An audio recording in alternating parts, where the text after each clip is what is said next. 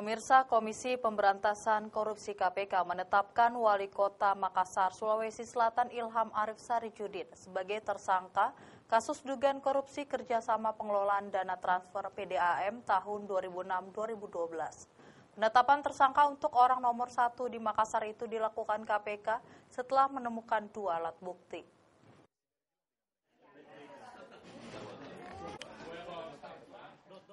Wali Kota Makassar, Sulawesi Selatan Ilham Arif Sirajudin resmi ditetapkan sebagai tersangka kasus dugaan korupsi kerjasama pengelolaan dana transfer PDAM tahun 2006 sampai 2012 oleh KPK.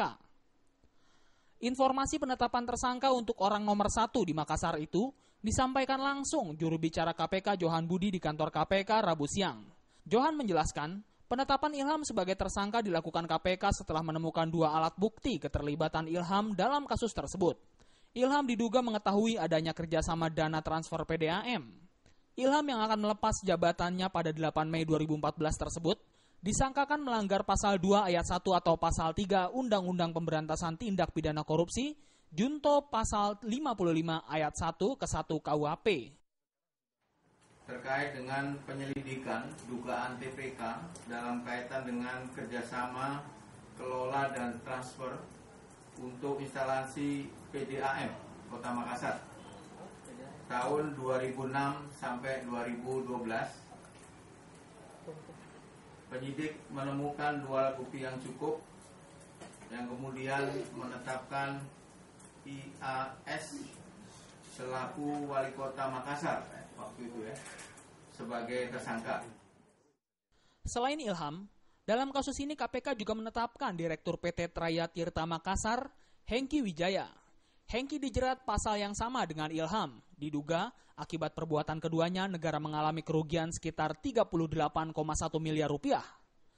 Kerugian sebesar 38,1 miliar itu ditemukan BPK setelah mengaudit proyek kerjasama antara PDAM dengan PT Traya Tirta Makassar. BPK juga menemukan adanya potensi kerugian negara dalam 3 kerjasama PDAM dengan pihak swasta lainnya.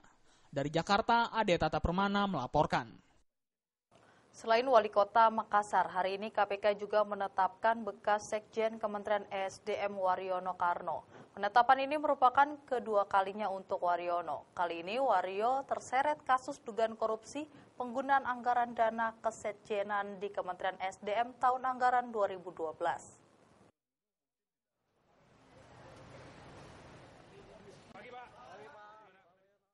Bekas Sekjen Kementerian SDM Waryono Karno kembali menyandang predikat sebagai tersangka. Kali ini, kasus yang menjerat Waryono adalah kasus dugaan korupsi penggunaan anggaran dana kesekjenan di Kementerian SDM tahun anggaran 2012. Juru bicara KPK Johan Budi mengatakan penetapan tersangka untuk kedua kalinya ini bagi Waryono dilakukan setelah dilakukan gelar perkara dan ditemukan 2 alat bukti. Waryono diduga melakukan penyalahgunaan wewenang dalam penggunaan anggaran di Kesekjenan SDM pada 2012 sebesar 25 miliar rupiah, terdiri dari beberapa pengadaan barang dan jasa. Adapun proyek yang diduga telah digelembungkan oleh Waryono adalah proyek sosialisasi sektor energi dan sumber daya mineral, sosialisasi hemat energi, dan perawatan kantor Sekjen SDM. Dugaan tindak pidana korupsi terkait dengan penggunaan dana di Kesekjenan ESDM. Jadi ada beberapa proyek, yaitu untuk tahun anggaran 2012. Setelah melakukan penyelidikan dan beberapa kali gelar perkara, maka disimpulkan penyelidikan ini bisa ditingkatkan ke penyidikan. Dari hasil gelar perkara, ditemukan 2 alat bukti yang cukup yang kemudian disimpulkan WK selaku Sekjen di Kementerian Energi dan Sumber Daya Mineral ditetapkan sebagai tersangka. Waryono sendiri diketahui telah menjadi tersangka dugaan gratifikasi terkait kegiatan di Kementerian SDM. Waryono diduga melanggar pasal 2 ayat 1 atau pasal 3 junto pasal 18 Undang-Undang Nomor 31 1999 sebagaimana diubah dengan Undang-Undang Nomor 20 Tahun 2001 tentang pemberantasan tindak pidana korupsi. Dari Jakarta, Ade Tata Permana melaporkan. Masih seputar kasus korupsi. Setelah menggeledah rumah Anas Urbaningrum di kawasan Duren Sawit, Jakarta Timur, Selasa kemarin, tim penyidik Komisi Pemberantasan Korupsi KPK menyita 20 batik milik mantan Ketua Umum Partai Demokrat itu. Sementara kuasa hukum Anas Firman Wijaya mempertanyakan penyitaan 20 batik milik lainnya tersebut.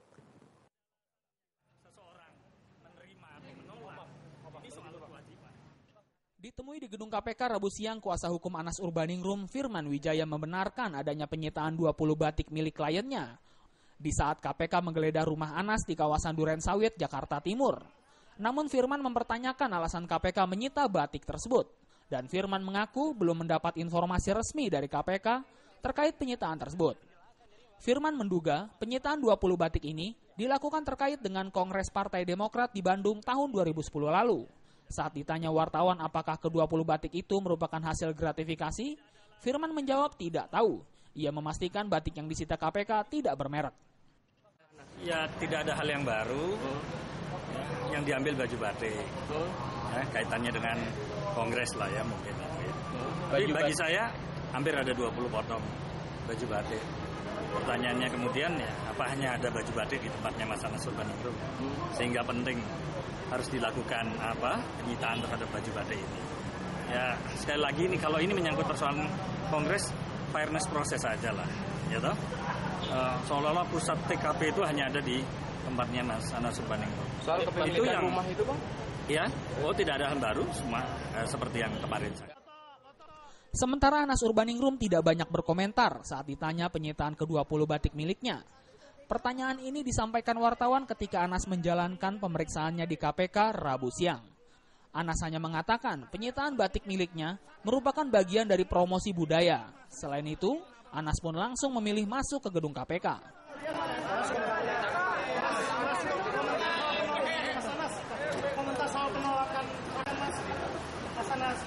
Dari Jakarta, Ade Tata Permana melaporkan. Kami masih memiliki sejumlah informasi lainnya. Di antaranya, pemerintah menyiapkan 100 rumah sakit untuk menangani pasien suspek atau positif terkena virus MERS. Informasinya setelah yang satu ini.